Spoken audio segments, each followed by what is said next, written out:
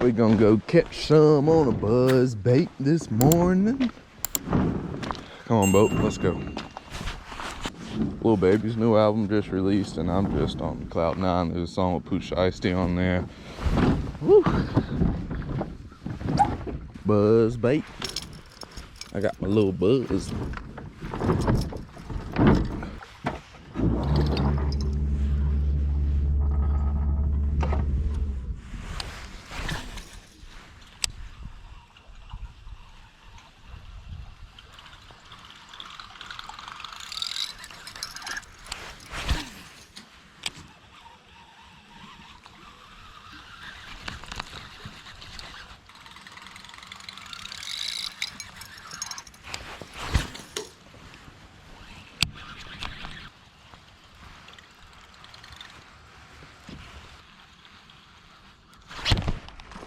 There we go.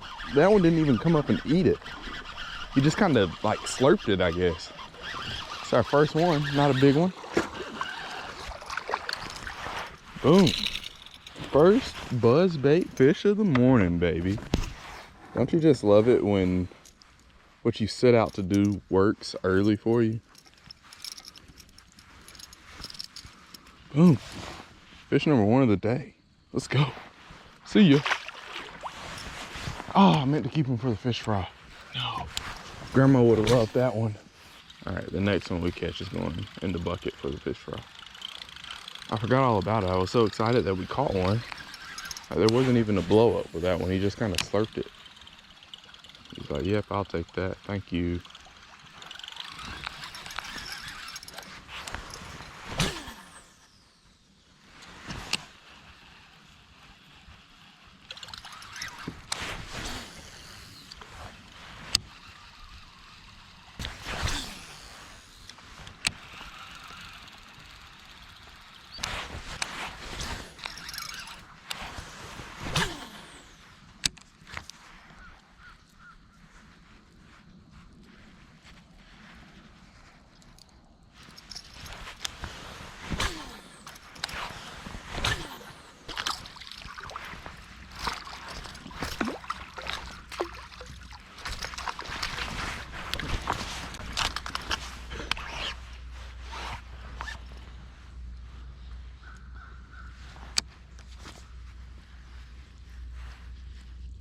Okay, we got a whole bunch of cast in with the buzz bait. Only caught one when we first got out here, but we did have another one eat it, like same exact type of eat.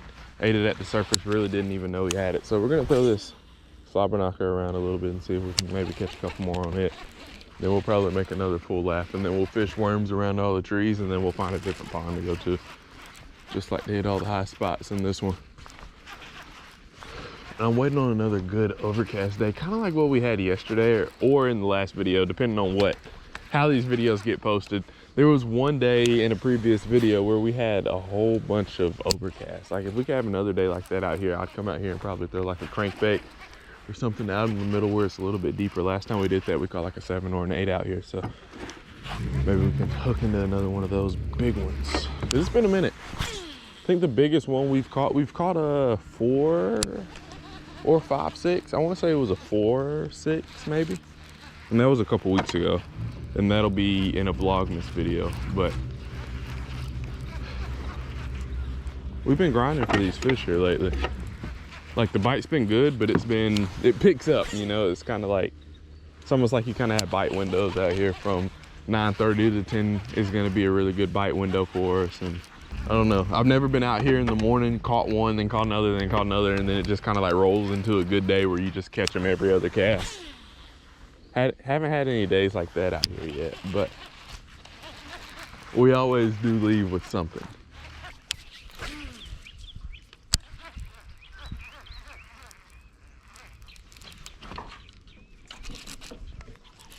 There we go, one from underneath the dock.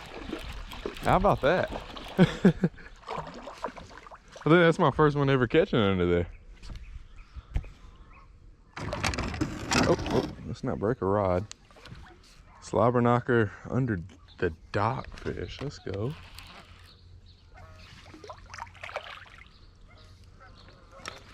We might go try that on the other side.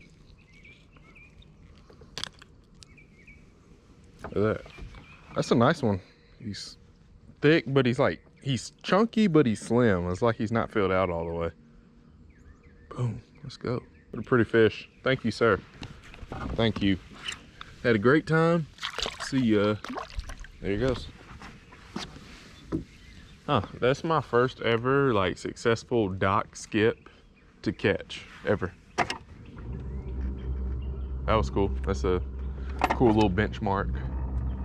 Cause I'm just now, I've always like practiced my skipping and whatnot, but it's always hard because I was majority a bank fisherman for most of my life. So like these past couple of years, anytime that I have an opportunity to try to skip under a dock and practice a little bit, I always try to take advantage of it. So that was cool. I tried to skip that buzzbait under there a little bit earlier, but I was throwing too heavy of a rod and couldn't really get the speed up to where I needed it to be. But that was like a perfect skip. I skipped it pretty much all the way out there back in the middle to the darkest point of the dock where you want to be most of the time.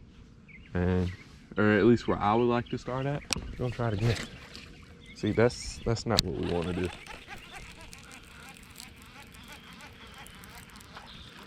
All right, let's see.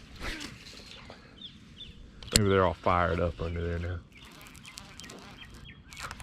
No way. Oh my goodness. I lost one under here the other day. If I lose this one, I don't think I'm gonna lose it. I think it's on this first little post right here. Oh no. I might have a emotional breakdown right here if I lose this. No, it's right here. Sweet. See? It's not bad. Look at this plastic. This is still the original power stinger that I put on there when I first got the Slobberknocker. Look at it. This thing's called bowfin. Probably, if I had to guess, probably about 25 to 30 bass just on this one color. If not more. That's like a low ball guess. So like bowfin, fish with a lot of teeth, landed 20 to 25 bass. That doesn't count all the ones that like have nipped at it and tried to get it. And I mean, it's not in the greatest of condition, but like I could bite that head off and just slide it back on. And that's actually what I'm gonna do. I'm gonna just bite the head off and slide it back on. Just kind of get some fresh plastic in the mix. If you want a Slobberknocker, I'll tell you the best trailer for it's definitely gonna be one of these. Good durable trailer. And then you get what, 5, 6 in the pack, depending on what size of them you buy. So it could really be good for a while.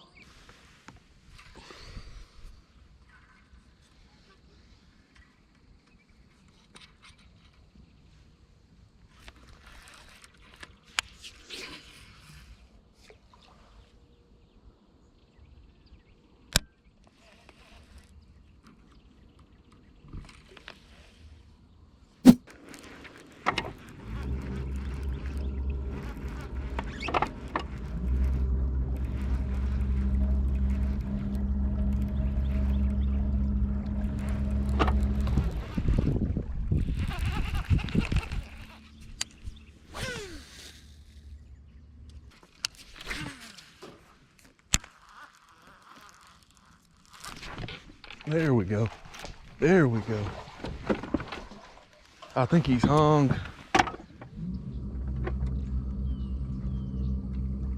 I'm hung up.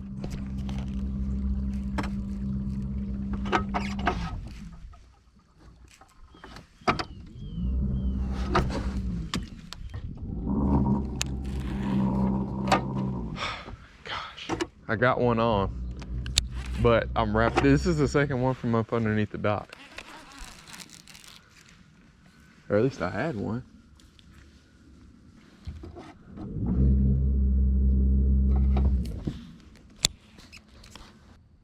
All right, I see him. He's still on there. He's just on the other. I don't know how I got him so hung up. Let's see.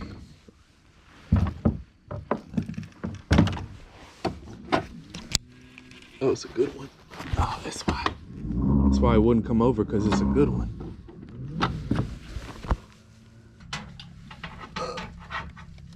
There we go. Got him. Got him. Yeah, don't worry, buddy. We're gonna save you. Just don't get. Oh yeah, it's a big one. That's why it wouldn't come out. Boom! From up underneath the dock. We had to work for you. We're gonna get a weight on you and release you. Look at that. Boom. Biggest one of the day. I was kind of worried we weren't going to be able to get them out. 3.8. 3.7. Oh, reweigh. Give me a reweigh. If it's less, we have to go with a lesser number, but we're fine with that. 3.8. Oh, 3.11. Boom. Always reweigh. Got one the red crest this year pretty much off of a reweigh.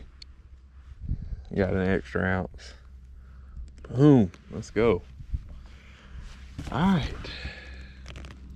I don't know how many more. Dude, this fish is going to be huge one day. Like, this one's on the way to being a 5, 6, 7 pounder. I'll go ahead and let you go. I know you're probably stressed out to the match. You're good. Just go back underneath your little dock. Yes. So whenever you're bass fishing and you see fish with like really big bodies and small mouths like that, pretty much telltale sign that that fish is going to be a giant. I don't know where I've heard that at, but every pond that I fish that has like bigger bass with smaller mouths, they always seem like there's more consistent 4s and 5s and 6s in those ponds than like just regular smaller size fish. Let's go. That's 2 from out underneath the dock. We're gonna get one more skip cast up underneath the other side of it just to see. I wish there was a little bit more like overhanging structure out here, because I'd love to be able to skip underneath some trees or whatnot and kind of try to catch some more, but I'm not sure how much more opportunity we have out here to do that. Chasing a bag, I'm racing the clock. Look at them flock, watching them flop. Used to see this in my sleep when I ain't had shit but my thoughts in the car. I really was lost. Now I'm public with the soundscapes.